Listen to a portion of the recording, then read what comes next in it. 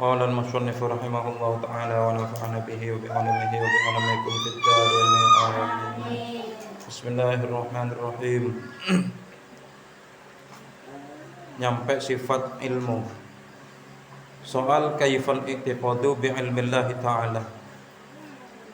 Kaifa iku kaya apa al i'tiqadu utawi meyakini bi ilmillahi ta'ala kelawan sifat ilmune Allah Ta'ala. Ilmu pengetahuan. Jadi yang dinamakan ilmu adalah pengetahuan, bukan ilmu tenaga dalam, bukan ilmu mantek, bukan ilmu sihir. Yang dinamakan ilmu yaitu ilmu pengetahuan. Yang dinamakan ilmu adalah pengetahuan. Bagaimana kita meyakini bahwasanya Allah bersifat maha mengetahui? Pengetahuan Allah itu seperti apa? Jawab, huwa anna taqida anna Allah Ta'ala mausufun bil ilmi. Huwa utawi al-i'tiqadu meyakini, anna taqida iku yen to meyakini sapa kita anna Allah Ta'ala ing satemene Allah Ta'ala mausufun iku persifatan bil ilmi kelawan ilmu. Bil ilmi kelawan sifat weruh, mengetahui. Wa annahu lan satamane Allah bikulli syai'in kelawan saben-saben suci-wiji alimun iku zat kang weruh. Ya'lamu weruh sapa Allah al asya'a ing saben-saben perkara. Kullaha rupane sakabehane al asya'. Zahiraha zahire al asya' wa batinaha lan batine al asya'. Wa ya'lamu lan weruh sapa Allah adada habbatir ramli ing wilangane butirane pasir. Wa adada qataratil matori lan wilangane pira-pira tetesane udan. Wa uraqis syajari lan pira-pira godhonge wit-witan. Wa ya'lamu lan weruh sapa Allah as-sirra ing perkara kang samar wa akhfa lan perkara kang luweh samar. La takhfa ora samar alaihi ing atase Allah khafiyatun apa perkara kang samar. Wa ilmuhu utawi sifat weruhe Allah, sifat ilmune Allah. Laisa iku ora ana apa ilmuhu bimuktasabin iku kelawan dihasilake. Bal ya'lamu balik weruh sapa Allah al asya'a ing pira-pira perkara fil azali ing dalam zaman azali qabla wujudiha ing dalam sadurunge anane al asya'. Jadi jawabannya, bagaimana kita meyakini sifat sifat pengetahuan Allah, bahwasanya Allah itu maha mengetahui. Jadi ilmunya Allah, pengetahuan Allah, jadi kita wajib meyakininya. Itu kita meyakini bahwasanya Allah bersifat maha mengetahui segala sesuatu. Wa annahu bikulli syai'in alim. Segala sesuatu itu Allah tahu. Segala sesuatu Allah itu tahu. Bahkan ya'lamul asya'a kullaha zahiraha wa batinaha.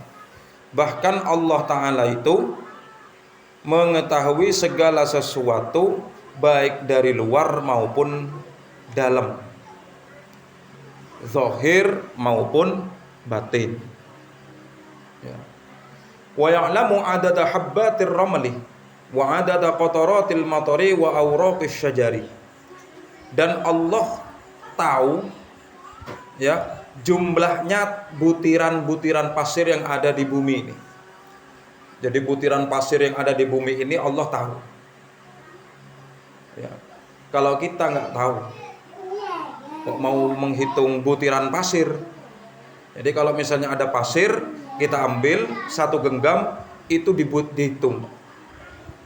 Dan Allah tahu jumlah butiran pasir yang ada di bumi ini, itu Allah tahu. Wa adada qataril matori, dan Allah tahu tetesan-tetesan air hujan jumlahnya berapa, Allah tahu. Kalau misalnya di sini sedang hujan, Allah tahu. tetesannya hujan aja Allah tahu.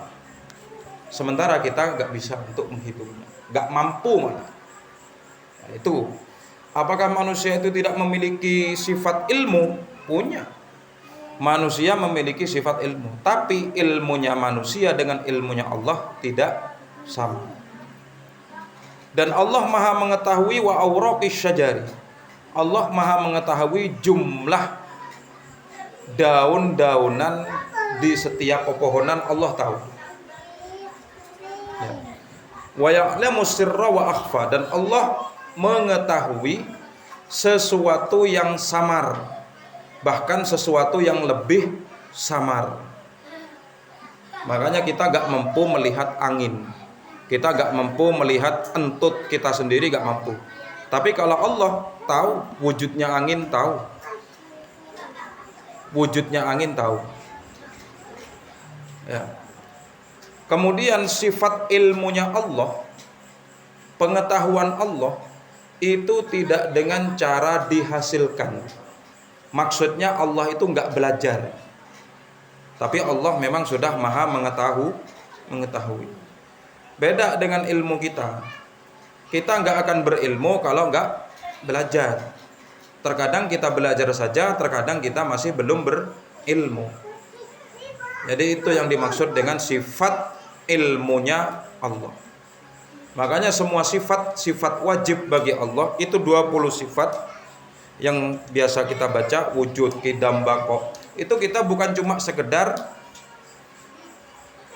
hafal, tapi kita ngerti dengan apa yang dimaksud dengan wujud, apa yang dimaksud dengan qidam, baqa, mukhalafatun lil hawadits. Itu kita seperti itu.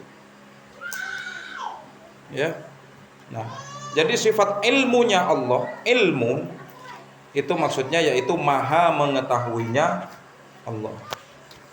Ya, jadi kalau misalnya Allah memiliki sifat ilmu dan manusia juga memiliki sifat ilmu, maka itu dinamakan dengan sifat ma'ani. Tapi perbedaannya, ilmunya manusia dengan ilmunya Allah tentu tidak sama. Jadi kalau kita ingin berilmu, ingin tahu pengetahuan kita itu dengan cara dihasilkan, yaitu belajar, ngaji. Tapi kalau Allah, ilmunya Allah, pengetahuan Allah tidak dengan cara belajar atau dihasilkan. Ya. Bal ya'lamul asya'a fil azali, bahkan Allah lebih tahu, udah maha mengetahui sejak zaman azali. Apa zaman azali itu? Zaman sebelum Allah menciptakan segala sesuatu. Itu disebut zaman azali. Jadi ketika sebelum bumi diciptakan, sebelum langit diciptakan, sebelum alam semesta ini diciptakan, sebelum para malaikat diciptakan, sebelum roh itu semua belum diciptakan, ya, itu disebut zaman azali. Jadi sejak zaman azali Allah sudah maha mengetahui. Itu. Ini yang dimaksud dengan sifat ilmunya Allah.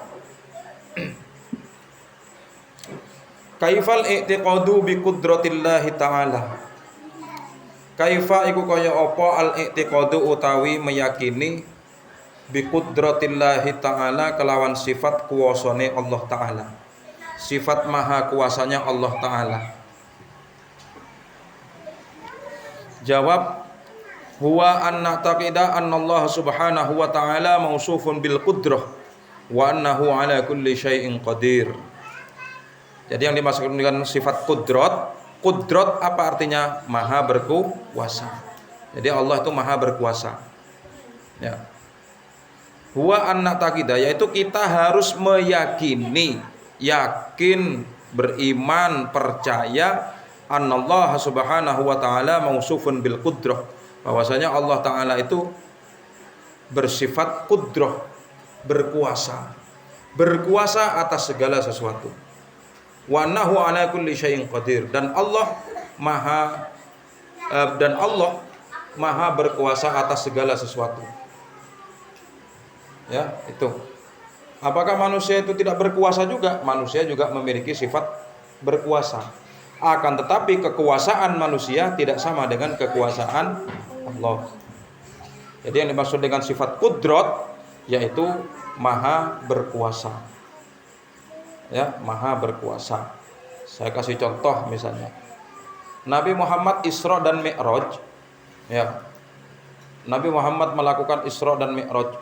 Isra perjalanan malam dari Mekah menuju ke Palestina, dari Masjidil Haram menuju ke Masjidil Aqsa.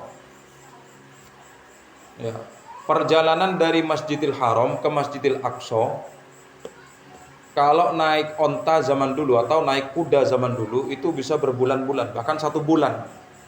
Perjalanan menuju ke mana? Ke Masjidil Aqsa di Palestina dari Mekah, Masjidil Haram, itu perjalanan 1 bulan itu sudah mengendarai yang namanya kuda dengan pacuan yang sangat cepat. 1 bulan. Ya. Itu di zaman dulu. Kenapa Nabi Muhammad Isra itu kok cuman nggak sampai semalam? Bahkan di kitab Burdah, di Maulid Dibak, di situ disebutkan thumma aradduhu minal arsh qabla ayyabrudal farsh. Nabi Muhammad Isra dan Mi'raj itu ya, itu sebentar. Ada yang mengatakan cuma 5 menit hitungan dunia. Ya, sebentar. Bahkan ketika Nabi Muhammad sebelum Isra dan Mi'raj, Nabi Muhammad itu kan tidur. Tempat tidurnya Nabi Muhammad itu mestinya kan bekasnya kan masih hangat. Hangatnya itu hilang. Summa aradduhu minal arsh qabla ayyabrudal farsh. Kata Allah, ya, kemudian kami kembalikan Muhammad dari arsh qabla ayyabrudal farsh, sebelum hangat di tempat bekas tempat tidurnya itu hilang. Berarti sebentar Isra dan Mi'raj Nabi Muhammad itu, enggak sampai semalam. Ya. Padahal perjalanan Isra dan Mi'raj, Isra-nya saja dari Mekah menuju ke Palestina itu sampai 1 bulan. Kenapa Nabi Muhammad kok cepat banget? Ya.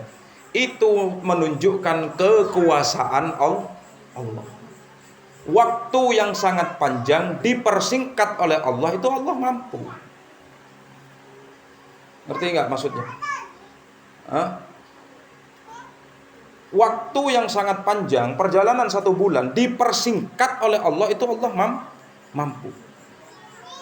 Kemudian contoh kekuasaan Allah lagi diantaranya, Nabi terakhir sebelum Nabi Muhammad yaitu Nabi Isa. Jarak kita ke Nabi Muhammad itu hampir 1500 tahun. Atau sekarang 1400 berapa gitu. Itu jarak kita ke Nabi Muhammad. 1400 tahun. Jarak kita ke Nabi Muhammad. Jarak kita ke Nabi Isa berapa tahun? Ribuan tahun. Bisa jadi 2000 tahun. Jarak kita ke Nabi Isa. Tapi Nabi Isa sampai sekarang belum meninggal. Nabi Isa masih hidup. Cuman alamnya Nabi Isa dengan alamnya kita berbeda. Kalau kita alamnya di dunia, Nabi Isa diangkat oleh Allah ke langit. Kok bisa Nabi Isa udah ribuan tahun yang lalu sampai sekarang kok masih hidup? Apakah ada manusia semacam kita yang hidup sampai ribuan tahun? Nabi Nuh umurnya 900 tahun. Nabi. Apakah ada orang biasa yang umurnya sampai ribuan tahun? Enggak ada. Nah, itu termasuk kekuasaan Allah.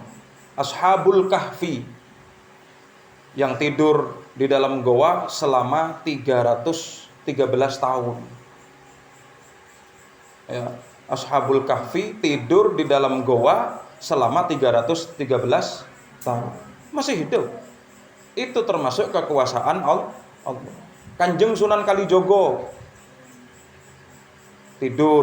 ditidurkan oleh Allah bertapa sampai bertahun-tahun. Bahkan sampai ditumbuhi lumut. Enggak meninggal.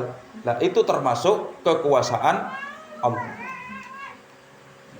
Itu yang harus kita yakini. Jangan sampai kita menyalahkan yang lain. Ini sifat kudrat, yaitu kudrat sifat berkuasanya Allah atau sifat kekuasaan Allah. Kaifal i'tiqadu bi iradatillahi ta'ala. Kaifa iku kaya apa al i'tiqadu utawi meyakini bi iradatillahi ta'ala kelawan sifat iradah Allah Ta'ala. Sifat iradah yaitu sifat kersone Allah Ta'ala, sifat berkehendaknya Allah Ta'ala. Jadi kita harus meyakini Allah itu maha berkehendak. Ya, huwa anna taqida anna Allah Ta'ala mausufun bil iradah.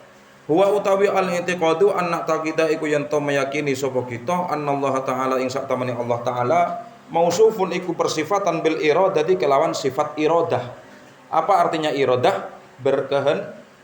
Berkehendak. Jadi kita harus meyakini, harus yakin, percaya, iman bahwa Allah itu maha berkehendak. Ya. Wa annahu lan sak temene Allah muridun iku zat kang berkehendak atau ngersakake. La yaqa'u ora tumiba syai'un apa suci-wici illa bi iradatihi angin kelawan sifat kersane Allah. Fa ayu syai'in mongko utawi endine suci-wici aradahu kang ngersakake sapa Allah ing syai' kana iku ana apa syai'. Wa ayu syai'in lan utawi endine suci-wici lam yuridhu kang ora ngersakake sapa Allah ing syai' fa innahu mongko sak temene ayu syai'in la yamkinu uku ora kongang ora mungkin ayyakuna apa yen to ana apa ayu syai'in. Wis. Kita harus meyakini, harus yakin, iman, percaya bahwa Allah itu maha berkehendak. Allah maha berkehendak. Ya. Wa annahu muridun. Allah itu maha berkehendak. La yaqa'u syai'un illa bi iradatihi. Tidak mungkin terjadi sesuatu kecuali dengan kehendak Allah. Jadi sesuatu yang dikehendaki oleh Allah itu pasti ada. Sesuatu yang tidak dikehendaki oleh Allah itu tidak ada. Nah, itu yang harus kita yakini, yang harus kita imani, yang harus kita percayai seperti itu. Saya kasih contoh misalnya. Ini banyak contoh. Ya, banyak contoh. Di dalam surat Yasin ya, terakhir itu idza arada syai'an ayyaqula lahu kun fayakun. Ya. Jika Allah menghendaki sesuatu, maka sesuatu itu Allah tinggal bilang kun. Jadi fayakun, maka jadilah. Ya. Saya kasih contoh yang lain misalnya. Kebanyakan manusia sekarang ini itu lebih mempercayai hal-hal yang mitos daripada beriman kepada sifat iradah bagi Allah. Ya. Allah itu maha berkuasa. Allah itu maha berkehendak. Ya, saya kasih contoh. Kalian berjalan pulang dari ngaji, kemudian kalian secara tidak sengaja kalian kesandung. Akhirnya kalian jatuh. Nah, sekarang saya nanya, apakah kalian kesandung, apakah kalian jatuh itu karena kalian itu sengaja apa enggak? Enggak sengaja. Kalian jatuh, kalian tersandung, apakah itu sengaja? Enggak sengaja. Tapi itu terjadi karena kehendak Allah. Makanya jangan sampai kita pas meyakini yang lain, kemudian kita salahkan yang lain. Ya, makanya jangan keluaran hari ini tuh hari apes. Hari ini tuh hari jelek. Kalau hari ini keluar, apes nanti kamu. Berarti seakan-akan manusia itu lebih mendahului Allah. Hati-hati, rusak akidah kalau seperti itu. Ya, rusak akidah kalau seperti itu. Jangan sampai kita meyakini seperti itu. Jadi yang kita yakini kalau apapun sesuatu yang terjadi kepada kita, itu semua atas kehendak Allah, takdir Allah. Ya. Makanya saya dulu pernah cerita kepada kalian, ya, pernah cerita tentang apa? Ketika saya pertama kali beli mobil saya, ya, nyampe di pertengahan perjalanan disundul truk. Mobil saya yang biru dulu disundul truk. Kata orang-orang itu karena harinya hari jelek. Padahal saya berkeyakinan itu memang sudah kehendak Allah. Kalau misalnya memang Allah mentakdirkan saya apes, kalau misalnya Allah memang mentakdirkan, menghendaki saya itu apes, gak usah keluar. Kalau kita di rumah pun, kalau kita dikehendaki apes, ya tetap apes. Paham tidak? Nah, ini jangan sampai kita yakini hal-hal yang seperti ini, rusak akidah. Keimanan kita kurang, Mas. Nggak ada hari jelek, hari apes, nggak ada. Semua hari itu adalah ciptaan. Kalau misalnya kita pas bilang hari ini jelek, berarti kita menghina ciptaan Allah. Hati-hati kalau ngomong. Nah, ini rusak akidah kalau seperti ini. Makanya saya nggak terlalu ribet. Udah hari apa aja lah, bismillah. Kita sebut dengan asmanya Allah. Kita minta keselamatan oleh Allah, tapi di pertengahan perjalanan kita terjadi segala sesuatu kepada kita, berarti itu atas kehendak Allah. Itu yang harus kita yakini. Keliru kalau kita ngomong, oh hari ini hari apes, wah hari ini hari jelek. Keliru, rusak akidah, rusak iman kita kalau seperti itu. Ya, kalau misalnya Allah menghendaki apes kepada kita, nggak usah keluar rumah, di rumah kita pun apes. Kalau memang kita dikehendaki oleh Allah, kita tidur di dalam rumah, di dalam kamar. Kalau Allah menghendaki apes, tetap apes kita di dalam kamar. Nggak usah keluar. Ya, paham ya? Jadi kan jangan sampai kita menyalahkan segala sesuatu. Apapun yang terjadi kepada kita, itu memang sudah kehendak Allah. Itu memang sudah takdir Allah. Dan itu memang sudah ketentuan dan ketetapan Allah. Yes. Jadi jangan sampai kita merusak akidah kita. Jangan sampai kita merusak iman kita. Jadi dimaksud dengan iradah yaitu sifat berkehendaknya Allah. Apakah manusia nggak punya sifat berkehendak? Punya. Kita berkehendak juga punya. Ya. Apakah kehendak manusia dengan kehendak Allah itu sama? Ya tidak.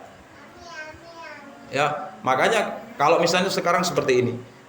Kita berkehendak, kita hendak pergi ke tempat wisata misalnya. Mau kemana kamu? Saya mau pergi ke tempat wisata. Mau ke Mutiara. Mau ke pantai. Kita berkehendak mau bertamasya, kita berkehendak mau liburan lah. Kehendak kita mau libur, tapi kehendak Allah beda. Kehendak kita mau ke pantai, tapi kehendak Allah beda, nggak kemana-mana Mas. Maka itu adalah termasuk sifat kehendaknya Allah. Ya, misalnya seperti itu tadi itu. Kita hendak pergi liburan ke Mutiara, ke Pemandian, ke pantai. Ya, belum berangkat tiba-tiba mobilnya kempes bannya. Berarti itu kehendak Allah. Jangan sampai terus kita meyakini bannya kempes. Oh, mobilnya belum datang, bannya kempes, mobilnya rusak. Wow, sekarang harinya hari jelek. Jangan seperti itu. Rusak akidah. Ya, terus kemana iman kepada qada dan qadar kalau begitu? Iman kepada Allah, iman kepada para malaikat, iman, percaya ada malaikat, iman kepada para rasul, ada rasul-rasul terdahulu, percaya, iman kepada kitab-kitab Allah, iman. Selain kitab Al-Quran ada kitab Injil, kitab Taurat, kitab Zabur, iman, percaya ada.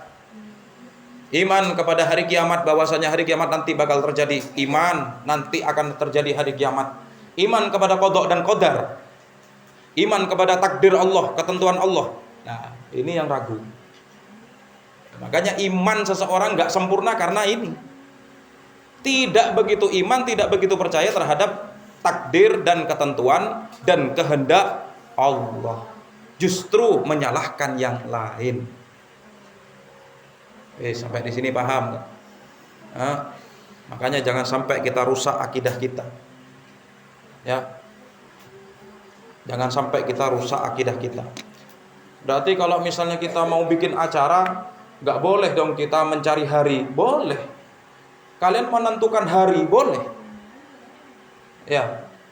Misalnya di antara kalian saya mau mondok, tapi pengennya saya malam berangkat ke pondok hari Rabu, boleh. Hari Selasa boleh, terserah. Memilih hari kalian boleh, asalkan jangan sampai kita menjelek-jelekan hari yang lain. Mau bikin rumah hari ini yang bagus, hari yang lain ya sama-sama bagus lah, tapi yang paling bagus yang ini. Udah begitu aja. Jangan sampai kita menyalahkan hari yang lain. Jangan kalau ini jelek ini hari. Jangan kalau kamu bikin rumah hari ini roboh nanti. Saya ada orang seperti itu, banyak. Ya, bahkan dikatakan dulu ketika pertama kali kita itu bangun madrasah, bangun pondasi. Ketika kita mondasi madrasah itu dulu, ya. Itu kata orang yang pinter tentang masalah hari-hari itu katanya harinya hari jelek. Bahkan sampai ditafsir. Itu madrasah sebelah utara itu kok menggali pondasi hari ini. Coba lihat nanti madrasah di situ bakal hancur. Mana buktinya? Ya, seakan-akan lebih tahu dari Allah. Udah nebak. Tapi mana buktinya? Enggak ada. Ya, jangan sampai kita menebak-nebak seperti itu. Berarti orang itu lebih tahu dari Allah. Coba lihat, nanti pasti madrasah itu akan rubuh. Waduh, seakan-akan berarti kan udah tahu dari Allah berarti. Tapi buktinya nggak ada kan? Ya. Dan itu menandakan bahwasanya kita itu kalau kita beriman kepada irodahnya Allah, takdirnya Allah, maka akan timbul nanti sifat tawakal ala Allah, tawakal kepada Allah. Ya. Mana ada tawakal kalau misalnya kita meyakini sesuatu yang lain. Nah, ini jangan sampai kita rusak. Akidah kita jangan sampai kita rusak. Jangan mempercayai sesuatu yang mitos. Apa mitos itu? Sesuatu yang sesuatu yang di luar nalar manusia, sesuatu yang enggak masuk akal. Ya, sesuatu yang enggak masuk akal. Contoh, kan banyak. Ya. Kamu jangan duduk di atas bantal, nanti kamu kena budun.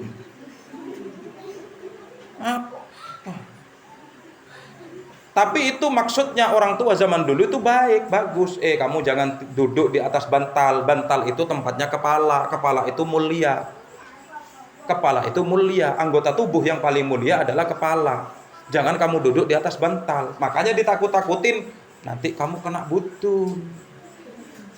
Tapi bukan berarti kita harus meyakini, harus mempercayai begitu saja. Ada yang bilang lagi, kamu jangan main kunang-kunang. Tahu kunang-kunang? Ya, kamu jangan main kunang-kunang, itu kukunya orang mati.